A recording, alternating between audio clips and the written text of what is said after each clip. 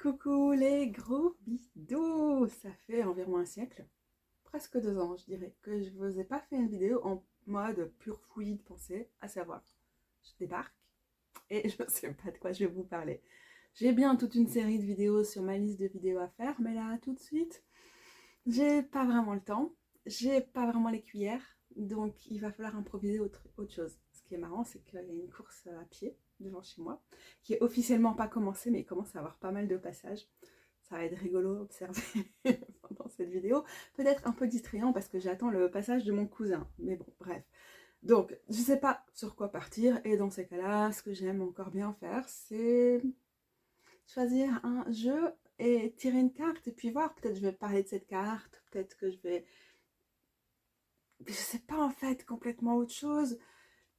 On sait pas, on va ouvrir quelque chose avec cette vidéo. Puis on verra. Eh bien, je sais pas pourquoi, mais c'est le Queer Tarot qui l'emporte. J'avais pas réfléchi avant à quel jeu j'allais utiliser. Je crois qu'on est quand même parti pour lui. Alors, ça c'est un truc que j'aime encore bien faire. Dans ces moments où je sais pas trop quel jeu utiliser, c'est déjà sonder le jeu. Donc de savoir s'il a envie d'être le jeu que je vais utiliser ou pas. Bon, en tout cas, si en termes de ce que je demande directement au jeu, s'il a envie ou si j'essaie juste de sentir la vibe, est-ce que ça match ou pas? Je sais pas trop dire, mais donc dans ces cas-là, qu'est-ce que je fais? Je tire juste une carte et je les lis un peu en mode oui, non, quoi. Par exemple, le 4 de Pentacle, avec cette personne qui retient son truc et qui n'a pas envie de partager dans cette illustration très inspirée du Rider-Waite-Smith classique, c'est un non de la part du tarot. Il n'y a pas de doute. Après, c'est aussi une carte que j'ai tirée dans le cadre d'un autre tirage, ici avec le Wild Known, qui correspond bien au fait que j'ai grave pas beaucoup de cuillères.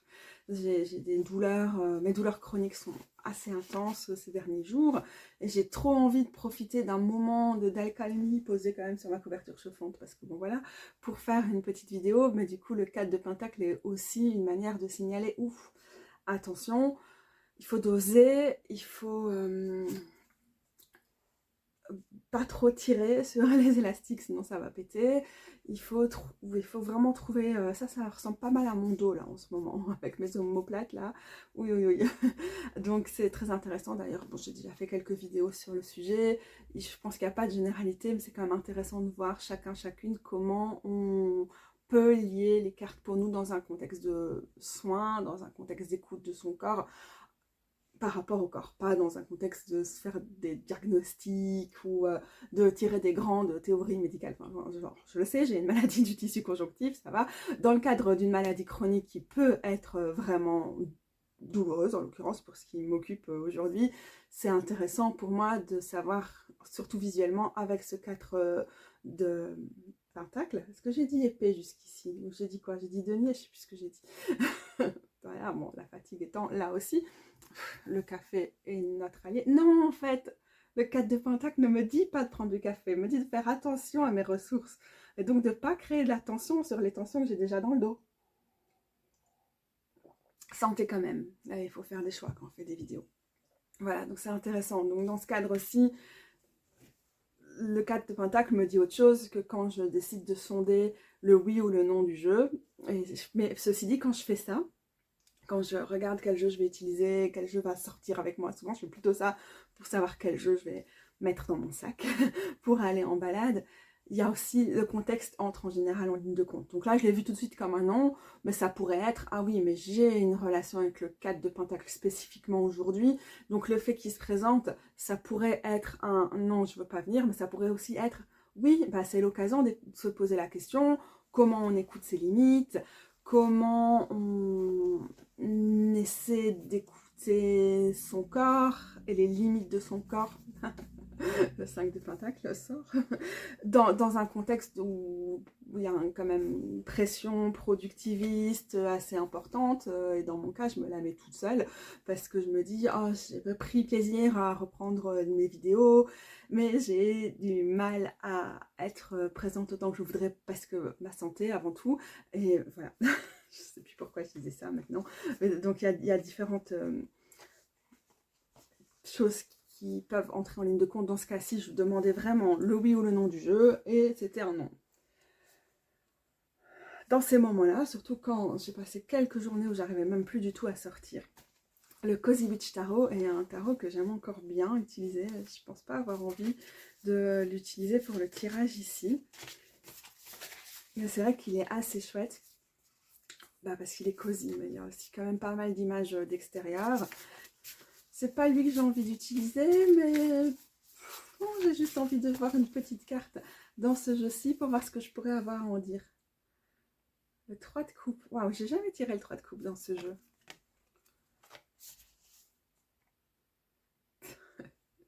Avec mon parquet, si je bouge, ça fait vibrer un peu les lattes, ça fait vibrer mon trépied, donc vous me voyez bouger.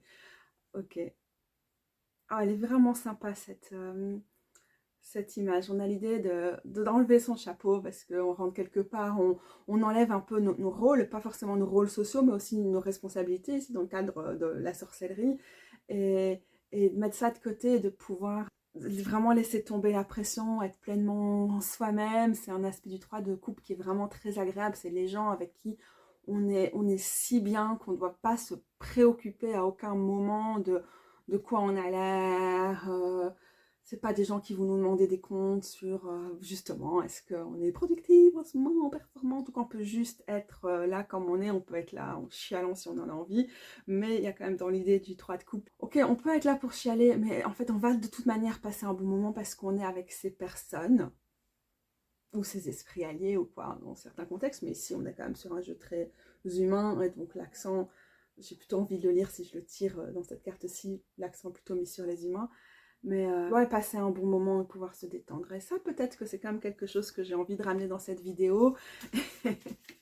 Ici, quoi, où j'arrive un peu en mode, bon, on va voir où ça nous mène.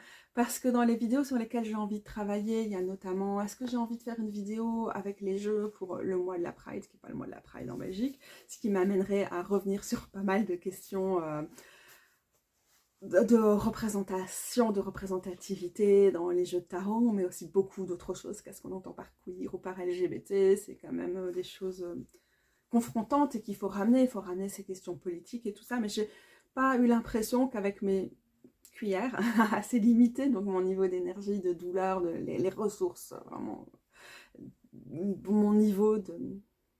J'essaie d'expliquer la théorie des cuillères. Ça sert à rien. La plupart des gens qui sont là la connaissent, et sinon c'est très facile de trouver des informations là-dessus. Pour le coup, dans ce cas-ci précisément, je pense que Google est notre ami. Dans l'absolu, Google, c'est notre ennemi, hein, juré, faut le savoir. Hein.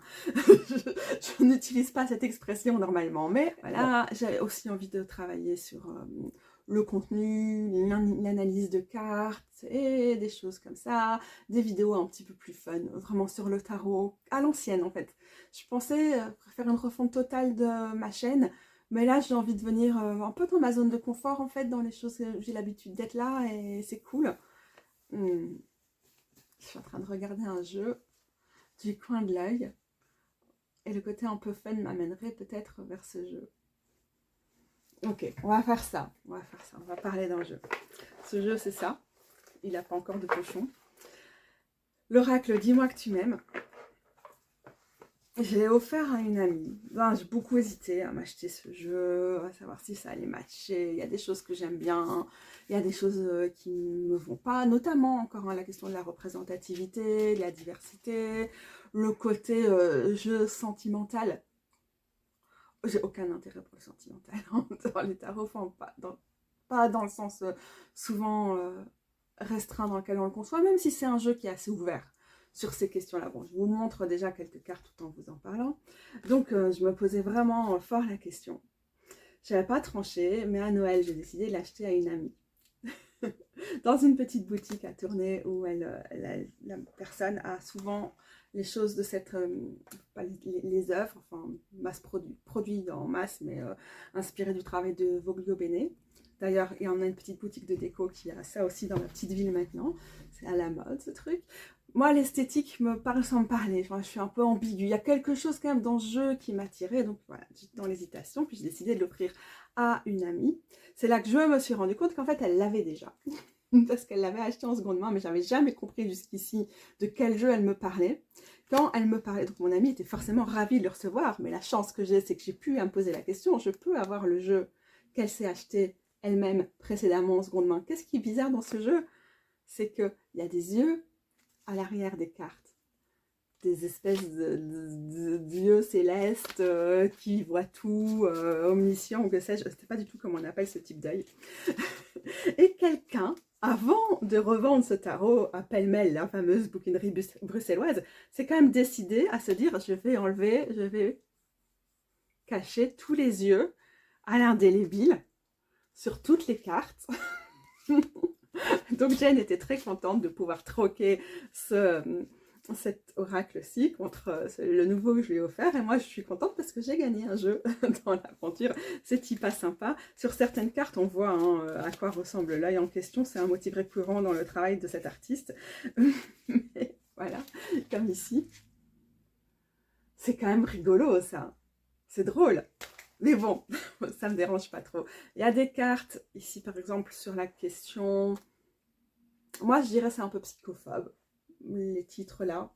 Pour quelqu'un qui a des périodes psychotiques, etc., j'aime pas trop cette espèce de cliché de folie très pop culture. Comment on appelle ça? Harley Quinn et tout ça. Je connais pas, enfin, je vois ce que c'est, quoi. Oh mon Dieu, je crois que ça va commencer, la course à pied. Paranoïa, folie, tracas. Je trouve ça... voilà, je prendrai des pincettes là-dessus. Ça fait partie des réserves que j'ai au sujet de ce jeu, que je suis vraiment pourtant très contente d'avoir, parce que pour moi, donc j'allais dire un truc, je suis partie dans tous les sens. Sur la question du sentimental, il est assez différent d'autres jeux, dans le sens où il fait de la place pour des configurations qui ne sont pas des couples, hein, des situations qui ne sont pas monosexuelles, donc il y a aussi de la place pour le polyamour ou tout autre type de relation. Il y a aussi à chaque fois une petite phrase pour les célibataires, mais moi je me retrouve quand même pas trop dans l'approche. J'ai pas tout lu parce que je sais que je me retrouve pas dans l'approche, ça m'a suffi de regarder certaines choses, donc j'ai pas une critique de fond à faire dessus, juste ça me correspond pas, et de toute manière je ne suis pas le public, je m'intéresse pas au sentimental, mais enfin, je m'intéresse au sentimental comme tout le monde, mais c'est pas du tout mon champ préféré pour tirer les cartes. Puisque c'est aussi souvent une façon d'aborder les tirages qui peut enlever notre pouvoir et qui peut plus nous inviter à réfléchir à la place de l'autre, au lieu de comprendre comment soit on réagit par rapport à l'autre. Bon, bref. Voilà. En fait, j'ai plutôt envie, moi, d'utiliser en dévotionnel. Ce genre de carte vous montre bien ce qu'il y a d'intéressant. Et donc, ce jeu m'a beaucoup attirée parce que je me vois bien l'utiliser en dévotionnel. Pour le langage de l'amour et des sentiments, mais pas dans le sentimental, dans le sens amoureux, mais dans le sens de toute la toile, l'étoile du vivant et l'importance de nos alliés spirituels et des esprits en général. Et donc, je trouvais qu'il y avait quelque chose d'intéressant. Et jusqu'ici, ça match, même si c'est un oracle. Donc c'est toujours possible d'enlever certaines cartes avec lesquelles on ne matche pas, ça ne nuira pas au système, même quand ça nuit au système, on ne va pas non plus se sentir obligé de manipuler toutes les cartes, mais dans ce cas-ci, ça n'a vraiment aucun impact. Si je supprime certaines des cartes qui m'ennuient le plus, il y en a quelques-unes qui m'ennuient, mais pour l'instant, j'ai testé et je l'ai testé dans le tirage. Ça marchait bien, vraiment des vrais tirages pour moi, notamment en combinaison avec le Goddess of Love Tarot, peut-être je vous montrerai après. Mais aussi, je l'ai testé dans le train en revenant de Bruxelles quand je l'ai récupéré cette semaine avec des situations réelles, dévotionnelles pour le coup, mais sans enjeu, genre vraiment pour tester. Je pensais à une situation, j'avais déjà la réponse, j'étais pas en quête de réponse, mais je me disais, bon, qu'est-ce que cet oracle aurait à me dire là-dessus? Et ça fonctionnait bien. En fait, une des choses qui m'a bloquée aussi, c'est comme j'ai longtemps hésité à investir dans cet oracle, ce que j'ai finalement pas fait. J'ai regardé quelques vidéos là-dessus. En tout cas, j'ai beaucoup aimé la vidéo de Offlan, de la cour des... Je vais linker sa page. Et c'était intéressant, ce qu'elle disait, c'était... il y a 3 mots-clés. En tout cas, c'est ce que j'ai retenu de ce qu'elle disait. Si j'ai regardé ça il y a plus de 6 mois, excusez-moi si c'est pas ce qu'elle dit, allez voir. Il y a 3 mots-clés, déjà, c'est perturbant parce que parfois, ils vont pas tous ensemble. Ici, générosité, compassion, bonté, ok. Mais aussi, parfois, ça va pas avec la carte, avec l'image. On a du mal. Et donc, pour moi, c'est vrai que j'ai tendance à aller d'abord vers l'écrit, puis vers l'image, parce que je fonctionne comme ça. Et je me disais, ok, comment on se positionne avec un jeu où on a autant de choix? Isolement, solitude, peine, ok, d'accord. Ça va ensemble. Et ça va encore avec les illus que je vous ai montré. On va prendre un truc où peut-être c'est un peu plus compliqué. Liberté, autonomie, mobilité, ok, pour les mots. Comment je les associe à l'image?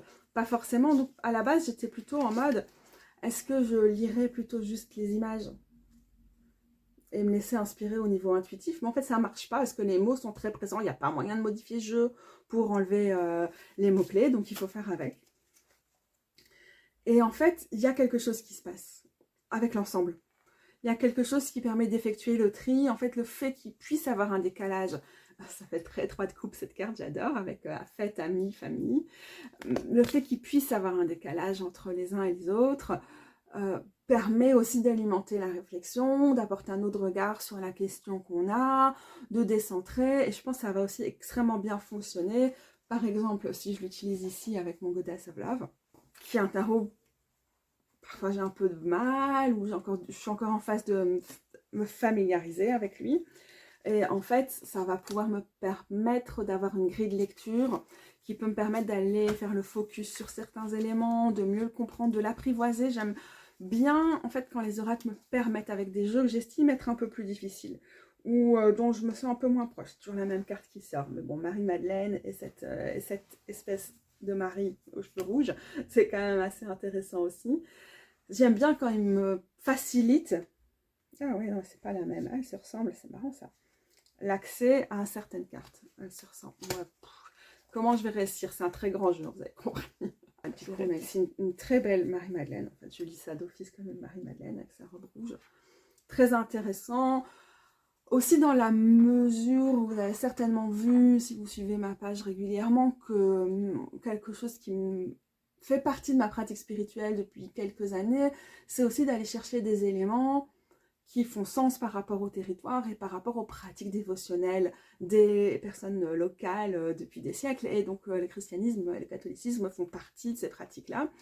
Et aussi des visages des esprits du lieu sur ma chaîne. Et donc du coup cet aspect un peu bondieuserie, catholique kitsch, on détourne certaines images dévotionnelles catho et en même temps on joue un peu quand même dedans. À ce stade-ci, moi je le trouve assez intéressant en tant que personne apostasiée, pas du tout intéressée par l'institution. J'ai été coupée parce que j'avais plus de place sur mon téléphone, mais entre-temps, la course a commencé. Écoutez-moi ce bruit. Non, ça va mieux maintenant. Quand c'était la tête de la course, c'était bruyant. On aurait dit un troupeau de chevaux. Très mon amoureuse. Chevaux, pas cheval. Je vais prendre le fait que la course à pied a commencé, que j'avais plus de place sur mon téléphone, que donc j'ai dû aller charger la première partie de la vidéo sur mon ordinateur, comme un signe que j'ai assez parlé de tout ça et qu'on peut peut-être passer à autre chose pour aujourd'hui. C'est marrant, c'est toujours les mêmes cartes. Alors qu'il y a beaucoup de cartes dans ce jeu, je crois qu'il y a une cinquantaine de cartes. Non, il y en a... Oui. On va repasser à autre chose, quoi. Hein, bon, on a compris. Elle est pas belle, ma jolie petite tasse vintage là? Si, hein. Ok, je pense que j'ai envie de tirer une carte et de parler d'une carte. Mais je sais pas quel jeu a envie de venir. Ce jeu, c'est le Animistic Tarot. En quoi ce serait intéressant de vous parler de tirer une carte dans le Animistic Tarot? C'est que c'est également un des jeux avec lesquels je suis en train de me familiariser, que certaines cartes, du coup, me déstabilisent encore. Donc je me dis, il faudrait passer un peu de temps peut-être à faire du journaling avec certaines des cartes, à prendre des notes sur certains de mes tirages pour voir ce qu'il en ressort, pour voir comment ça fonctionne. D'ailleurs, j'ai commencé à faire ça dans mon tirage de la semaine. Je vais utiliser ce tarot pour tirer une carte et voir ce que j'ai envie d'en dire. La cavalière de coupe. Il y avait la tempérance au milieu du jeu qui avait envie de sortir. Si vous avez regardé une de mes dernières vidéos sur le Midi Tarot où il fallait choisir une carte dans un jeu, c'était celle-là que j'avais choisie. C'est la carte qui me marque le plus dans ce jeu-ci. Alors ici, on a la cavalière de coupe. C'est intéressant dans ce jeu-ci, j'aime beaucoup toutes les cartes. J'ai un peu plus de mal avec les figures, avec les cartes de cour ou de la cour. On appelle les figures parce que sans connotation à la royauté, ça me va aussi le tarot, ça me va même mieux, sans toute connotation à des hiérarchies ou à des pouvoirs sortis de nulle part, absolu, le droit divin. La cavalière de coupe, mais aussi toutes les autres cartes de la cour dans ce tarot, est-ce que je m'en trouvais une facilement à vous montrer ici, me rendent un peu perplexe. On a le roi de bâton ici, j'ai un peu plus de mal à les lire, page ou valet de bâton aussi. J'aime bien les pages parce qu'en souvent il y a une prolifération des animaux qui représentent l'élément. Mais les autres, je les trouve parfois très similaires. On a la même chose, elles me font aussi penser au Spacious Tarot. J'en ai déjà parlé aussi dans la vidéo précédente où je parlais de ce jeu-ci. Au moins on évite les clichés roi, reine, chacun des personnages assis sur un trône. Ok, mais après quoi, moi j'ai pas grand chose à retirer en termes de lecture dès que c'est des cartes comme ça très basiques. À la limite, je trouve ça intéressant pour les valets parce qu'on a cette idée d'avoir le mouvement vers l'élément puis de le prendre au plus près de soi et de l'écouter, d'être vraiment dans la curiosité, dans l'interaction avec. Et donc dans les représentations très Rider-Waite-Smith de base, je me retrouve quand même bien dans les pages et souvent je me retrouve aussi quand même bien, j'ai des facilités, enfin j'ai même pas de difficulté à lire les chevaliers, chevaleresses, cavaliers, cavalières parce qu'on a souvent l'idée de mouvement ou de rythme, de trouver le rythme adapté, hein. Ça peut être le mouvement très rapide du cavalier d'épée ou le mouvement très lent du cavalier de pentacle, mais on a cette idée là, cette idée de quête, cette idée d'aspirer à l'élément, de chercher quelque chose de l'élément de la suite en question, quoi. D'accord, ça va. Mais dans ce qui est trop inspiré du Waite-Smith, et on avait le cas avec le Queer Tarot, hein, que je vous montrais tout à l'heure, les rois et les reines qui sont juste assises sur leur trône, ça m'inspire pas du tout. Hein. Mais vraiment, dans ces contextes-là, c'est pareil avec un autre clone, enfin, jeu très inspiré du Waite-Smith, queer, comme le Rainbow Tarot, où je me dis, bon, ça fait pas trop le taf pour moi en termes de queeritude, parce que ça reste difficile à lire, donc on a compris, les valets ça va. Les rois, reines qui se retrouvent dans ces positions-là, j'ai beaucoup de mal à tirer quoi que ce soit. Pareil, j'aime bien les cavaliers, cavalières quand même. Reine d'épée.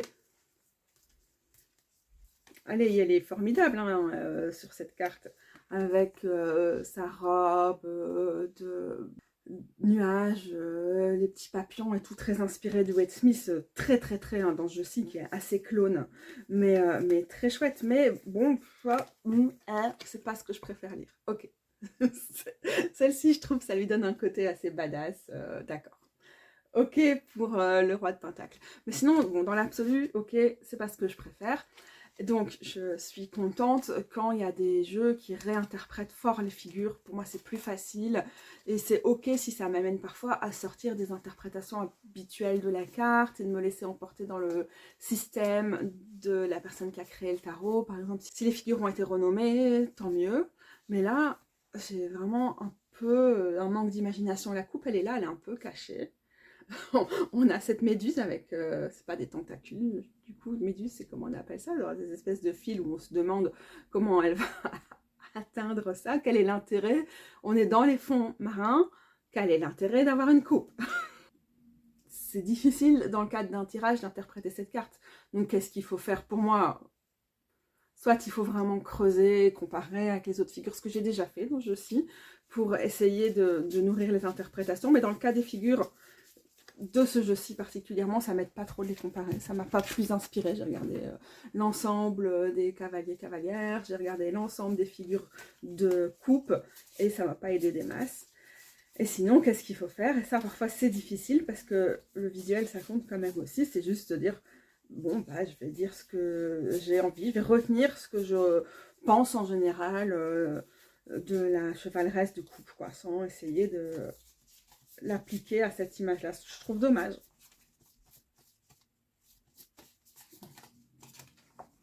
Pendant que je cherche mes cartes, je dois dire que ça me réjouit quand même d'être là avec vous et de pouvoir vous dire, ok, en fait, je tire les cartes depuis 9 ans et malgré tout, dans certains jeux ou dans certains cas, je cale encore avec certaines cartes. Elles ne m'inspirent pas à cause du jeu ou juste parce que c'est un moment où je suis peut-être un peu déconnectée des significations habituelles de cette carte et qu'il faut que je me la réapproprie ou qu'on renoue une relation, des choses comme ça. Je trouve que c'est aussi chouette de ne pas arriver en mode ah, j'ai ma chaîne YouTube, alors je suis dans une position d'expertise sur la question. Alors, j'ai donc sorti tous les personnages de coupe et tous les cavalières. Donc, ça donne pour les personnages de coupe, les figures, les machins de la cour, là, pages et cavaliers, cavalières. Donc, je vais reprendre ma série sur les figures parce que j'avais effacé par erreur ma vidéo sur les rois et donc j'ai l'intention de la réenregistrer. Mais sinon, vous pouvez toujours trouver ma playlist sur les figures où j'aurai pas juste l'air de pas en toucher une et de pas m'y connaître du tout, promis. Donc on a la reine et le roi ici. Ok, peut-être que je les trouve plus faciles à lire en fait. Dans ce jeu-ci, dans les Animistic Tarot, on a toujours une pluralité d'un même animal pour les pages. Ça, c'est novateur. C'est vraiment intéressant. Ça change vraiment comment on peut appréhender la carte. Cet appel du collectif, cette espèce de potentiellement d'indistinction et comment on se situe par rapport à nos écosystèmes. Est-ce que ça grignote notre subjectivité ou est-ce qu'en fait ça la renforce ou ça nous permet de quitter les leurs de l'individualisme ou des choses comme ça, je sais rien, mais ça provoque de la réflexion en tout cas. La carte de la reine, on a un poisson qui est très oh, je te protège, je t'aime, je suis sur la coupe, presque une sensu de la coupe. Et donc c'est assez intéressant, c'est très irradiant, c'est ce que j'aime bien pour les cartes des reines, hein, c'est ce côté wow, je suis tellement en connexion avec l'élément, je l'incarne tellement bien, je l'ai tellement si près du cœur, je suis l'élément. J'aime bien la carte du roi où y aller en dehors d'un cours d'eau. D'ailleurs, cette fois-ci, on n'a plus l'impression d'être dans des fonds marins. On a définitivement l'impression, enfin, on est clairement dans un cours d'eau. On a des roseaux sur le côté, on a des nénuphars, des lotus ici. Et la personne, en tout cas le poisson, semble sortir de l'eau et déposer là sa coupe en mode, parce que j'interprète personnellement en général les rois comme ça, en mode je connais cet élément, je me le suis fait mien, j'ai cheminé avec et maintenant je suis prêt à faire de la place pour que d'autres personnes puissent en profiter ici aussi. Et parfois on peut dire c'est les rois, c'est la maîtrise de l'élément, c'est l'expertise. Moi c'est pas trop comme ça que je le vois. Et donc on a un côté où en quelque sorte on s'en détache ou bien on l'enseigne. Pour moi c'est vraiment le transmettre, c'est le donner, c'est le partager, c'est faire en sorte que tout ça ne soit pas justement complètement auto-centré et puisse aller vers d'autres. Donc voilà, j'ai pas trop de difficulté à avoir des choses intéressantes dans les différentes autres cartes des figures de coupe, même si j'ai rien dit sur le page. Parce que ça me demanderait un peu plus de réflexion quand même, je crois, hein, sur cette question du banc de poisson qui passe au-dessus de la coupe. Il y a un flux. Elle est là, on la regarde et puis on continue. Ça, je ne sais pas encore ce que j'aurais à en dire. Et sur les cavaliers, cavalières, on a pentacle ici. Donc dans les pentacles, les animaux de la suite, c'est des abeilles. On a des papillons, pas illogique, pour les épées. Et on a des lucioles pour les bâtons. La notion d'être au service de la communauté, de nourrir, de prendre beaucoup de temps pour accomplir son travail et l'amour du travail bien fait et le dévouement du page du cavalier de Pentacle. Ok, d'accord. Celui-là, je trouve très clair. Ici, on pourrait dire que cette luciole, elle a ce côté très flamboyant, motivé, débordant d'énergie, d'envie, de passion, de fougue du cavalier de bâton, parce qu'on a l'impression presque la luciole est à cheval, à califourchon sur son bâton. Il n'y a pas moyen, c'est une luciole, mais on a quand même cette énergie très enflammée, très vibrante du cavalier de bâton. Enfin, parfois on peut imaginer son casque qui est fait de flammes et Donc ce côté-là est très sympa, avec une plante qui ressemble un petit peu, pas beaucoup, à... J'allais dire de la lavande, non, ça ressemble à de la verveine. Et ça me fait penser à la magie des bâtons, à la vision, à accéder à plus de vision par rapport à ce qui nous passionne et tout. Puis ce côté brillant, ok, d'accord. La chevaleresse d'épée, c'est un peu plus compliqué parce que déjà ce papillon a l'air posé là comme une merde sur son épée, je sais pas, mais la composition me déplaît un peu. On est dans la roche ici, donc on a le côté métal sur roche très sec des épées, et c'est pas ce que je préfère pour l'élément d'air, mais c'est un parti pris que je retrouve fort dans ce tarot-là, hein, la suite du chagrin, du trop plein de pensées, qui sont des choses qui sont intéressantes à reprendre avec les épées, mais quand on les voit qu'à travers ce prisme négatif, je suis un petit peu triste pour elle. En fait, ce que j'aime en général sur les chevaleresses d'épée, c'est qu'elles tiennent leur épée comme ça, genre limite tu vas t'éborgner avec ton épée, tu peux pas être sur ton cheval avec ton épée comme ça, là, c'est cette énergie-là. J'ai plein de choses à dire, j'y vais et je fonce et je porte ma vérité, quitte à être maladroite, à faire mal aux gens, à faire mal au système qui en a bien besoin, à être trop réactive, tout ça. Et ça, j'aime bien. Mais là, je vois pas ça. Là, ici, j'ai une chevaleresse d'épée qui semble être coincée, qui sait pas comment utiliser ses mots et qui limite pourrait tout à fait se faire mal hein, sur ce tranchant d'épée là. Ça a pas l'air drôle. Hein. Et on dirait aussi qu'on a ce papillon qui peut-être vient juste de sortir du cocon, a besoin de temps avant de pouvoir déployer ses ailes et de s'envoler. Ok, donc on est peut-être plus sur le temps long qu'on associe généralement au pentacle dans le cas des cavaliers et moins aux épées où souvent on a quand même une notion de sac et dedans, comme on dit par ici. Allez, on y va, on fonce dans le tas, on sac dedans. J'ai pas d'autres mots. Vous avez droit au wallon picard aujourd'hui. Est-ce qu'on dit ça aussi en ch'ti? Probablement, non? Bon, les Français et Françaises du Nord, vous pouvez me dire si vous utilisez ça aussi de l'autre côté de la frontière. Il y a moyen de faire quelque chose. Genre, ça m'inspire. Ce serait intéressant si vraiment on avait cette idée de temps mort ou de s'être peut-être un peu trop emballé au niveau de la pensée, devoir faire un effort pour débloquer une situation au niveau de la communication, au niveau de la pensée, au niveau des idées, au niveau intellectuel, blablabla. Je vais utiliser les mots-clés basiques pour les épées ici. Et que ça requiert un effort pour justement comprendre cet élément et qu'on est peut-être encore un peu en oh, qu'est-ce que je fais avec l'élément de l'air là, aucune idée. Ça, allez, à la limite, c'est un regard neuf sur la cavalière d'épée et je trouve ça inspirant. Mais ici, pour l'instant, j'ai plus de place sur mon téléphone, alors je vais devoir transférer ça avant d'essayer de réfléchir davantage. Peut-être que la méduse m'évoque quand même un truc assez intéressant. Le mélange, la magie, l'enchantement, quelque chose qui a l'air surnaturel, ce côté jelly, le gelé, le fish en gelé, le jellyfish en anglais quoi. Et donc le côté waouh, les couleurs extraordinaires, et puis aussi ce côté ouh, c'est beau, ça a l'air mystérieux, ça a l'air tellement précieux, etc. En même temps, ça pique. Et donc, ce côté, ouh, tu vas dans la mer du Nord en plein été, des gens, j'ai peur si je me fais piquer par une méduse.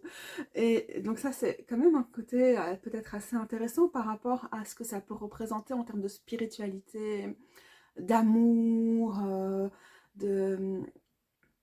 dans tous ces éléments qui peuvent être liés à l'eau et aux coupes donc, de vouloir se donner entièrement et en fait de se faire piquer, hein, parce qu'il y a le côté très, c'est le plus chevaleresque de toutes les chevaleresses, cette carte-ci, hein, sur les 4, il n'y a pas plus chevaleresque que celle-ci, quoique, hein, on a quand même quelque chose de très cavalier dans la cavalière de bâton, mais donc celle-ci elle a ce côté chevaleresque du genre princesse sur son cheval blanc, tout ce côté très romantique, les yeux qui pétillent et tout, qu'on peut retrouver au niveau des relations amoureuses, comme dans plein d'autres choses dans notre vie, quand on a envie de se donner à fond sur quelque chose, quand on idéalise aussi quelque chose, quand on place quelque chose ou quelqu'un sur un piédestal et que du coup on est surtout sur notre projection, ce qu'on a envie que cette personne soit et moins ce que cette personne est réellement. Et ça peut piquer. Ça peut nous piquer nous et ça peut piquer les personnes en face. Hein, comme on voyait tout à l'heure aussi la cavalière d'épée qui peut vous balancer des petits coups d'épée dans la tronche. En fait, c'est plus difficile à rendre, le côté piquant de la cavalière de coupe, et pourtant elle a un côté piquant, et peut-être que cette méduse nous permet d'appréhender mieux ce côté un peu trop charmeur, ou un peu trop, on est à fond dans la romance, mais on s'oublie dans la romance, ou on oublie qu'on a vraiment une personne en face, et pas juste nos fantasmes, notre projection, etc. Donc ça peut être assez intéressant. Nos joggers reviennent déjà. Cousin, où es-tu? Ouais, je dois surveiller le retour de mon cousin. Tu vas gagner, go! Peut-être ma cousine est là aussi. Knight of Cups, instinctif, romantique, sensible. On va voir ce que ça donne. Bon, on va arrêter d'attendre mon cousin. Peut-être que depuis tout ce temps, j'aurais juste dû regarder ça. Je vous le mets comme ça si vous voulez faire une capture d'écran et traduire vous-même. Parce que ça risque d'être bizarre, ma traduction.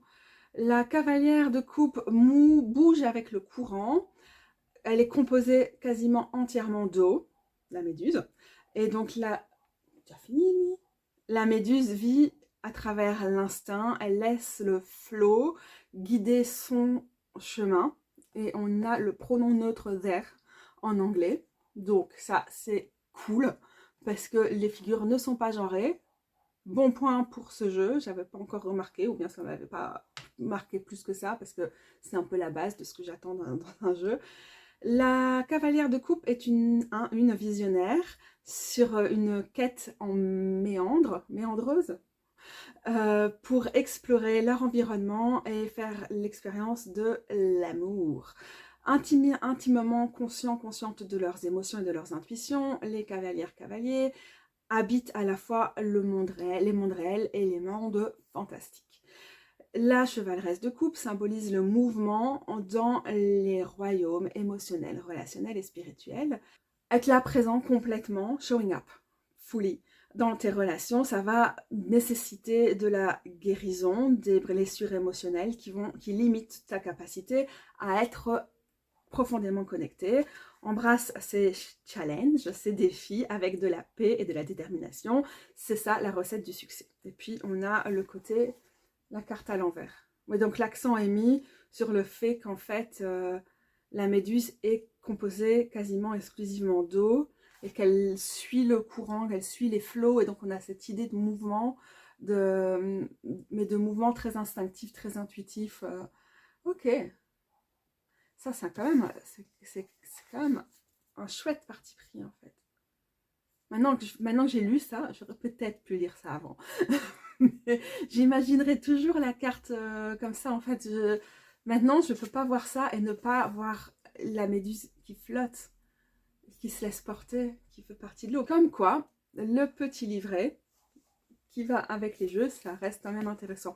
Jusqu'ici, à chaque fois que j'avais essayé d'aller chercher des explications descriptives sur la carte pour mieux la comprendre, j'avais été insatisfaite parce que je n'avais pas trouvé ça dans ce livret. Je me suis dit, il est pas mal, j'y trouve juste pas ce que je recherche, donc dommage. Et donc, du coup, j'avais pas forcément le réflexe d'y aller suffisamment, mais cette fois-ci, je l'aurai, puisque je me suis foutu la loose en vidéo à essayer de comprendre cette carte pendant de longues minutes avant de me décider d'aller dans le livret. Bon, je suis déconcentrée parce que je dois passer les joggers qui reviennent et j'ai trop envie de voir si mon cousin arrive. Ça veut dire qu'il est temps de clôturer cette vidéo. Je me demande comment je vais l'appeler parce que c'est vraiment dans du vlog dans tous les sens. Si jamais vous n'aviez pas l'habitude de ma chaîne, que vous êtes nouveau nouvelle et vous débarquez, vous dites c'est quoi? Si jamais je reprends le rythme que j'avais auparavant, vous aurez de temps en temps ce genre de vidéo. C'est ce qui me stresse le moins, c'est ce qui me permet d'être le moins dans ma tête, ou en fait à essayer de me préparer, de trouver un cadre parfait. J'ai un cadre de merde aujourd'hui pour faire ma vidéo, de réfléchir trop longtemps à ce que je vais vouloir dire. J'ai vraiment pété toutes mes cuillères. Au moment où je m'installe pour faire ma vidéo, je ne la fais pas parce que j'ai plus les capacités cognitives, j'ai plus d'énergie du tout. Donc dans ces moments-là, c'est un bon remède pour moi de juste me poser, de voir ce qui vient. Et donc, vous pouvez vous attendre à trouver de temps en temps ce genre de vidéos sur ma chaîne si jamais je reprends mon format habituel. Perruque, mets-toi correctement s'il te plaît. Qu'est-ce que vous pensez de ma nouvelle perruque? Je sais pas. Je pense que j'aime bien. C'est un peu le style habituel, non? Elle n'a pas tout à fait les mêmes couleurs. Mon cousin vient me voir après. On va voir tous les potins de nos recherches en généalogie, enfin surtout les siennes. Je vous tire une petite carte du dis-moi que tu m'aimes pour clôturer. Et soit je vous ferai juste une petite phrase d'analyse. J'ai plus beaucoup de jus en fait, hein, donc c'est probable que j'y arrive pas. Sinon je vous lirai juste une phrase du livret et peut-être que je tirerai aussi une carte du Goddess of Love parce que le livre est très bien fait pour avoir juste une phrase d'affirmation. Vous allez voir. On a quoi? No way, la carte que j'aime pas. On va enlever les mots-clés. On va lire ce qui est écrit ici. Put on a happy face, là. Donc ça, c'est marrant, parce que, alors voilà, c'est ça, ok, maintenant je sais, je vais lire toujours cette carte sans les mots-clés que j'aime pas. Je vais pas essayer de voir ce qui est noté dans le livre, parce que j'aime quand même pas, mais c'est cette idée de garder le sourire dans une période comme celle-ci, où genre, génocide à Gaza, le niveau qu'on atteint,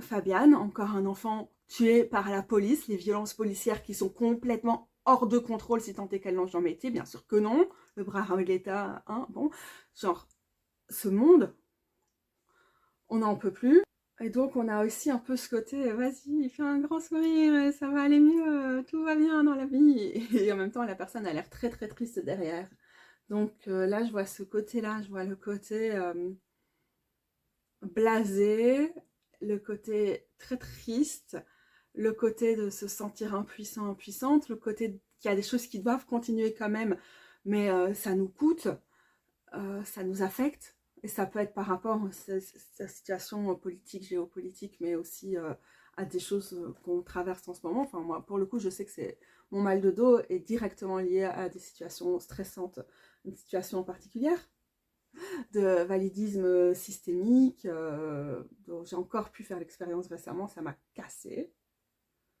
De toute façon, être confronté aux institutions, c'est cassant. Et donc, j'ai un peu ce côté clown triste, je pense, en ce moment, où j'arrive, je fais, ouais, une vidéo, ça va me faire plaisir, ça me fait plaisir d'être là. Et en même temps, au fond de moi, je me sens encore un peu, je ne vais pas dire cassée, mais affectée. Donc, s'il y a quelque chose en moi qui se casse à chaque fois que je me reconfronte à ce genre de situation difficile, j'essaie avec l'affirmation du Goddess of Love qui pourrait aller avec ça. J'ai pas de leçon à tirer de cette carte du coup, mais de voir ça, ça me fait me rendre compte que je suis encore dans ce mode-là en fait. Je suis encore dans le mode, en fait j'ai beaucoup de mal, physiquement, moralement, par rapport à des choses qui se sont passées, plein de choses, et par rapport au côté géopolitique et tout ça évidemment, et aussi au côté à ces expériences-là personnelles. En même temps, là, j'essaie de me faire plaisir en faisant cette vidéo, et ça me fait vraiment plaisir. Pour le coup, j'ai pas l'impression d'être un clown triste, j'ai l'impression qu'il faut aussi revenir. Je sais pas si ça vous parle. Et alors, est-ce qu'on a... Ah, c'était pas mon cousin, ça, par contre. Peut-être bien. Est-ce qu'il est en jaune? Il est pas souvent rose, lui. Et on a la crone, la vieille dame d'épée. Classe. J'adore cette carte, je la trouve super belle. On dirait une vilaine de Disney, là. Trop bien. Et en fait, ça va pas mal du tout avec ça. Parce qu'on a ce côté parfois blasé dans cette personne. Ce côté... j'ai tout vu et j'en peux plus. Et j'en peux plus de cette lucidité aussi que j'ai parfois.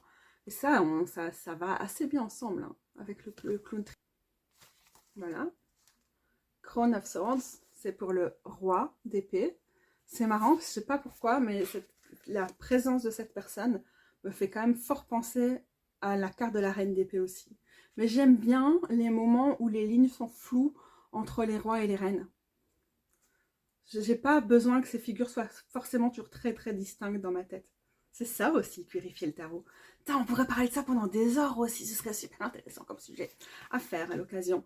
Bref, qu'est-ce qu'on a? À chaque fois, une affirmation et une question de journal pour chacune des cartes, qui est pas mal. On va voir si ça nous permet d'éclairer la carte du dis-moi que tu m'aimes. je claim, je prends possession de mon pouvoir, de ma vision et de ma vérité comme des forces qui me guident dans l'amour et dans la luxure. Les questions, c'est comment je peux m'engager vers une vision aussi claire que celle de la vieille dame d'épée. J'ai complètement oublié de faire le lien avec la carte précédente. Je suis déconcentrée par les gens qui passent en courant, de 1, et de 2, je suis trop fatiguée. Donc j'espère que vous voyez le lien, parce que je ne suis plus là. Well then, les gros bidous. J'ai envie d'enlever cette phrase psychophobe, elle m'emmerde. À bientôt.